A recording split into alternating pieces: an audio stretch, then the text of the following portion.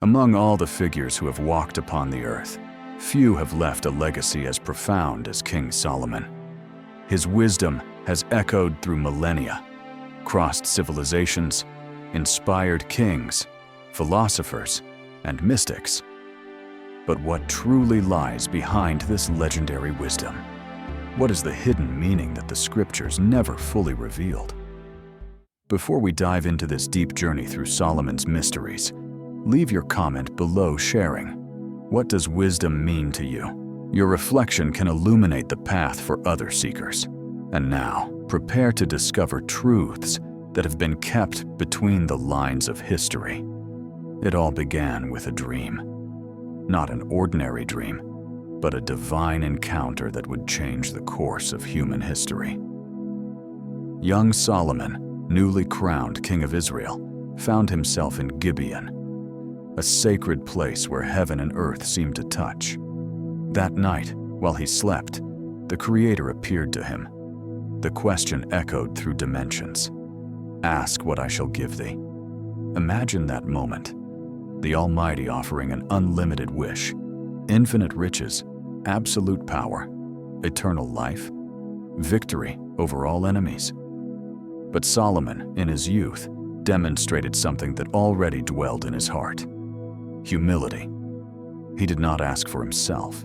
He asked for an understanding heart to judge the people and discern between good and evil. He asked for wisdom. And here lies the first hidden secret. True wisdom is never for one's own benefit. It is always an instrument of service. Solomon understood, even young, that a king without wisdom is a tyrant, but a wise king is a servant of the greater good. The divine was so pleased with this request that he not only granted incomparable wisdom, but also added riches and honor that Solomon had not asked for. This is the universal law. When we seek the greater good, everything else is added unto us. But the wisdom Solomon received was not merely intellectual knowledge. It was not simply the ability to make correct decisions. It was something much deeper, something that touched the very essence of existence. To understand the hidden meaning of Solomon's wisdom, we need to understand that it operates in three distinct but intertwined dimensions. The first dimension, horizontal wisdom. This is the wisdom we see in the most famous stories, like the judgment of the two women who claimed the same baby. When Solomon proposed to divide the child in half, he was not merely solving a dispute. He was revealing truth through human nature. The true mother preferred to lose her child rather than see him dead. Genuine love always sacrifices. This is horizontal wisdom, the ability to read the human heart, understand motivations, perceive hidden truths in people's actions and reactions. But this was only the surface. The second dimension, vertical wisdom, Solomon went beyond human understanding. He comprehended the laws of nature, the patterns of creation, the secret language of the universe.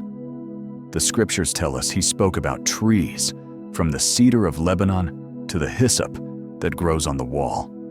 He spoke about animals, birds, reptiles, and fish. This was not primitive botany or zoology. It was the understanding that all creation carries divine messages. Each plant, each creature, each element of nature is a letter in the cosmic alphabet. Solomon learned to read this language. The cedar, majestic and enduring, taught about strength and permanence. The hyssop, small and humble, growing in the cracks of stones, taught about resilience and adaptability. Vertical wisdom is seeing God in creation, understanding that the macro and micro reflect the same eternal truths. The third dimension, deep wisdom. But there is a third dimension, rarely discussed, which is the true heart of Solomonic wisdom. It is the wisdom that transcends the human and natural, entering the realm of pure spirituality. This is the wisdom Solomon channeled in Proverbs, in Ecclesiastes, in the Song of Songs. It is the wisdom that questions existence itself, that confronts the vanity of life, that celebrates transcendental love. In Ecclesiastes, Solomon declares, "Vanity of vanities, all is vanity." But this is not a cry of nihilism or despair. It is the sober recognition that everything under the sun, everything in the purely material and temporal dimension, is fleeting. And in this recognition, paradoxically, we find liberation. When we understand that the pursuit of riches, fame, and pleasures never permanently satisfies, we are freed to seek what is eternal. Deep wisdom is this penetrating vision of ultimate reality. Solomon's greatest physical achievement was the construction of the temple in Jerusalem. But to think of this temple merely as a building is to completely miss its hidden meaning. Solomon's temple was a map of the cosmos. Each measurement, each material, each ornament carried profound symbolic meaning. Bronze represented judgment, gold, divinity, cedar wood, elevated humanity. The two pillars at the entrance, Jachin and Boaz, represented stability and strength, the necessary pillars for any spiritual journey. The Holy of Holies, the most sacred place of the temple, where the Ark of the Covenant rested, was a perfect cube, representing divine perfection, absolute balance, completeness. Only the high priest could enter there once a year on the Day of Atonement. This symbolizes a spiritual truth. The most sacred place within us can only be accessed through preparation, purification, and in due time. Solomon understood he was building more than a physical temple. He was creating a three-dimensional model of the spiritual path. The outer court was the material world, where sacrifices were made, representing the need to leave behind our earthly attachments. The holy place was the dimension of the soul, where the mind turns toward the divine, and the Holy of Holies was the final union with the eternal. The temple took 7 years to be built. 7, the number of spiritual completeness. And it was inaugurated during the Feast of Tabernacles, which lasted 7 days. When Solomon dedicated the temple, divine glory descended in such a way that the priests could not remain standing. What does this reveal? That when we build the inner temple with dedication, wisdom, and divine love, heaven responds. The sacred presence dwells where space is prepared for it. Each of us is called to build our own inner temple. Solomon left us the blueprint between the lines of his story. The book of Proverbs is perhaps the most accessible of Solomon's writings, but its apparent simplicity hides layers of profound meaning. The fear of the Lord is the beginning of wisdom. This opening phrase is not a call to fear, but to reverent respect, to recognition of something infinitely greater than ourselves. It is the spiritual humility that opens the doors of transcendental knowledge. Solomon personifies wisdom as a woman who cries out in the streets, inviting everyone to feast at her table. This is profoundly symbolic. Wisdom is not exclusive, not hidden in ivory towers. It is available, calling, waiting for those who have ears to hear. But notice the subtlety. Wisdom offers her feast, but demands that we leave foolishness behind. We cannot carry our baggage of ego, pride, and voluntary ignorance to wisdom's table. There is a price: transformation. Solomon's Proverbs cover all aspects of human life: relationships, work, family, money, communication, justice. But each proverb is like a seed. When planted in the fertile soil of a receptive heart, it grows into ever deeper understanding. A soft answer turns away wrath. Superficially, this is advice about conflict management.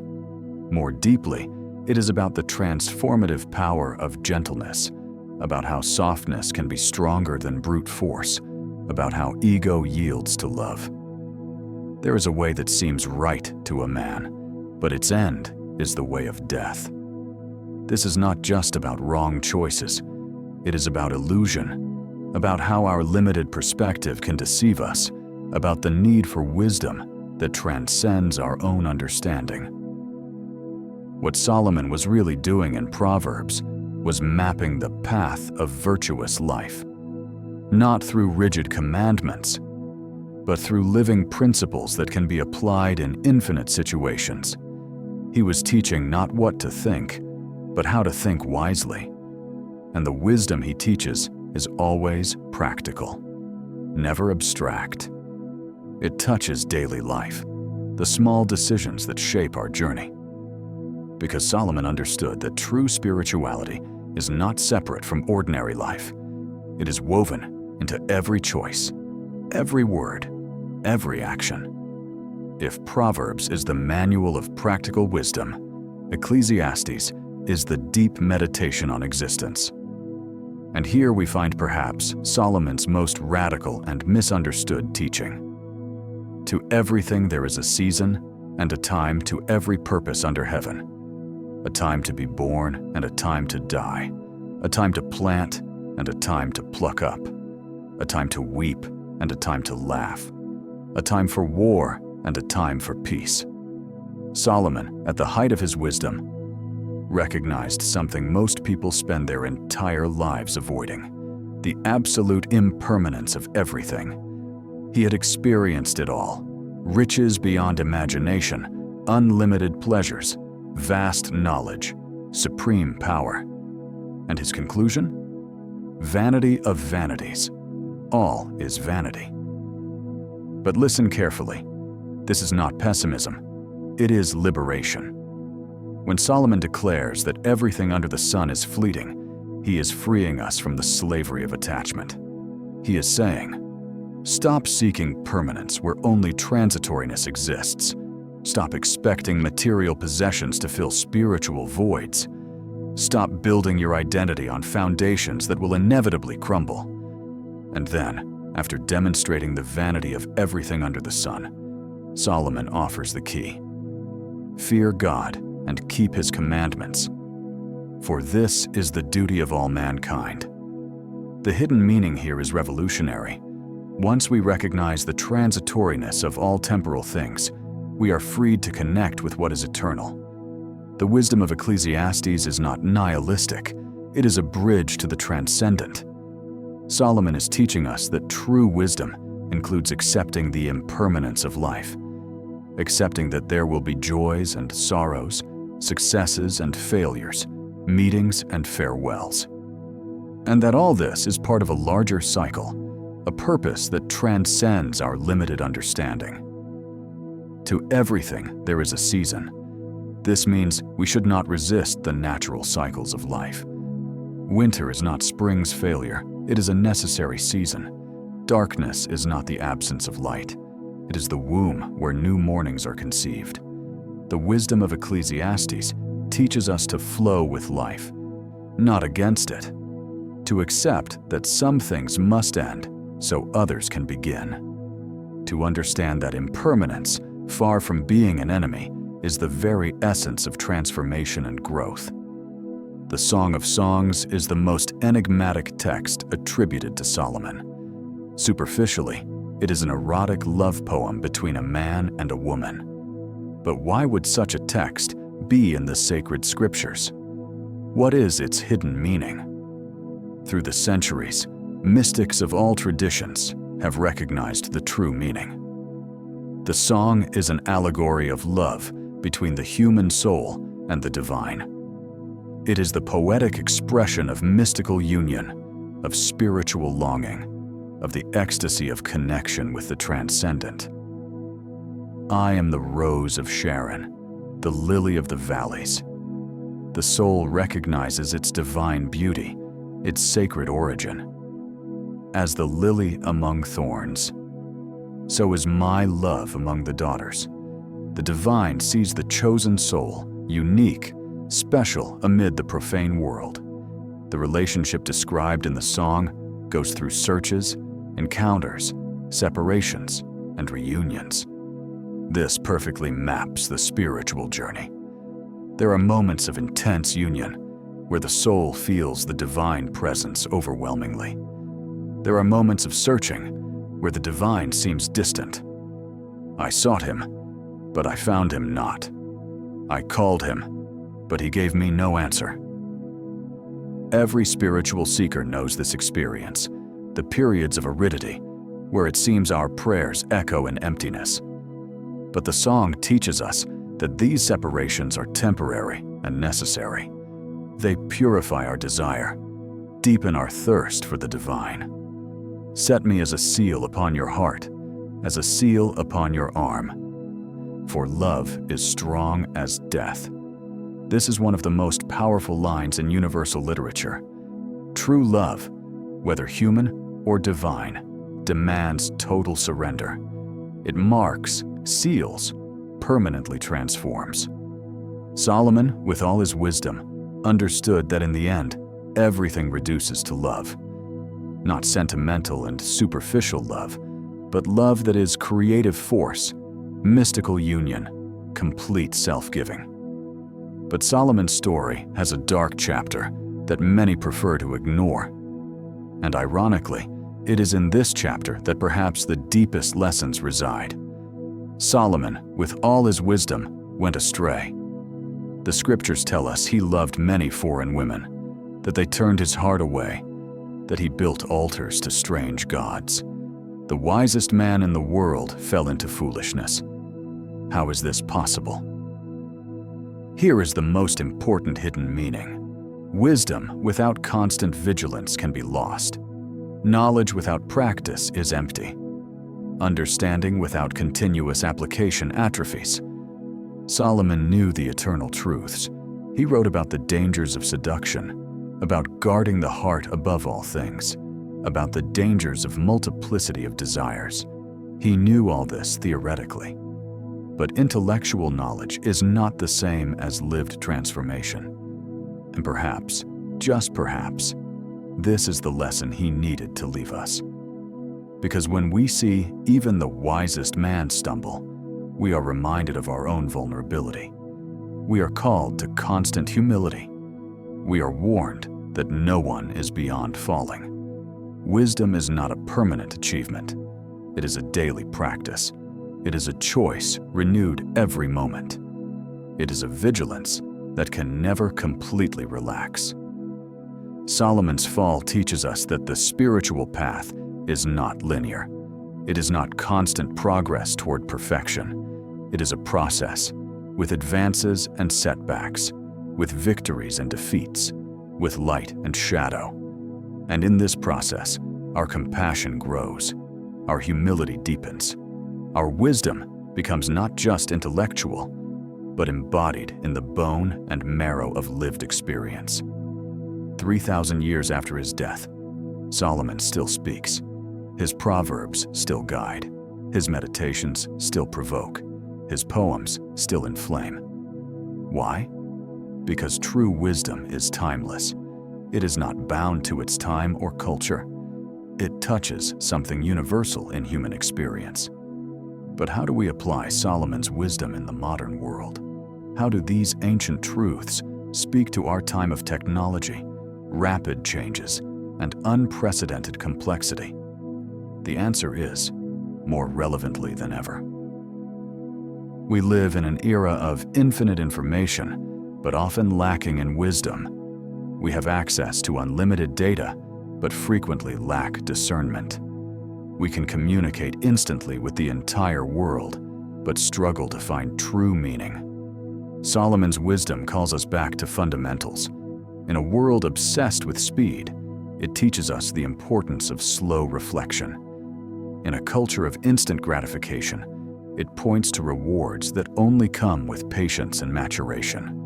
When Solomon says, "Get wisdom, and with all you're getting, get understanding," he is telling us to prioritize. In an age of infinite distraction, we need to intentionally choose what we cultivate in our mind and heart. The meditation on impermanence in Ecclesiastes is especially relevant now. We live bombarded by messages promising that the next product, the next relationship, the next goal will give us lasting happiness. Solomon, 3,000 years ago, had already tested this hypothesis with unlimited resources. His conclusion? It is vanity. But he does not leave us in emptiness. He directs us to what truly matters: connection with the eternal, practice of virtue, cultivation of wisdom, appreciation of life's simple gifts. Go, eat your bread with joy, and drink your wine with a merry heart. Solomon writes in Ecclesiastes, enjoy life with the woman you love.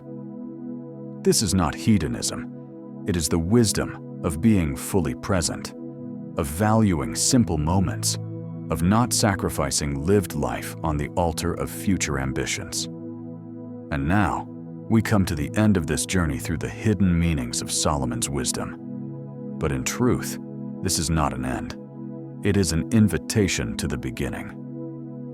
Because wisdom is not something acquired by watching a video or reading a book. It is something that must be lived, practiced, embodied.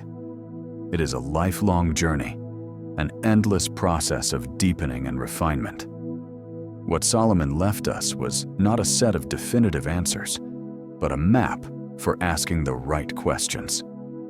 Not a final destination, but a compass to navigate the journey. You are being invited to seek your own wisdom, to ask your own question to the divine, to build your own inner temple, to meditate on your own seasons of life, to experience your own encounter with transcendental love. Solomon's wisdom is like a seed. These words, these ideas, these insights are seeds planted in your consciousness. But a seed does not become a tree automatically. It needs the right soil, an open heart. It needs water, regular contemplation. It needs light, honest practice. And with time, with patience, with dedication, this seed will grow. You will begin to perceive patterns you did not see before. You will understand dynamics that were previously opaque. You will make decisions with more clarity. You will navigate challenges with more grace. This is wisdom's promise: gradual but profound transformation. Not a sudden and dramatic change, but a progressive awakening. Like dawn that begins with an almost imperceptible tone on the horizon and gradually illuminates the entire sky. The final hidden meaning, the deepest secret of Solomon's wisdom, is simply this: wisdom is available. The invitation is open. The journey awaits. The question is not whether you are worthy or capable. The question is, are you willing? Are you ready to seek with sincerity? Are you prepared to allow wisdom to transform not just your mind, but your entire life? Solomon began his journey with humility, asking for wisdom to serve. Perhaps that is the starting point for all of us. Not to seek wisdom to exalt ourselves, but to become instruments of good. Not to accumulate knowledge like trophies, but to cultivate understanding like gardens that can feed others. Solomon's wisdom has crossed millennia because it touches something eternal in the human heart. It speaks to our hunger for meaning, our longing for purpose, our thirst for truth. Today, you have discovered that behind the known stories, there are layers of profound meaning. That wisdom operates in multiple dimensions, that the physical temple was a map of the inner temple, that Proverbs teaches practical discernment, that Ecclesiastes liberates through recognition of impermanence, that the song celebrates divine love, and that even Solomon's Fall contains precious teachings about humility and vigilance. But above all, you have discovered that this wisdom is not locked in the past. It is alive, accessible, waiting for you. The same invitation God made to Solomon, "Ask what I shall give thee," is available to each of us. So think, what will you ask for? And more importantly, how will you live with the answer?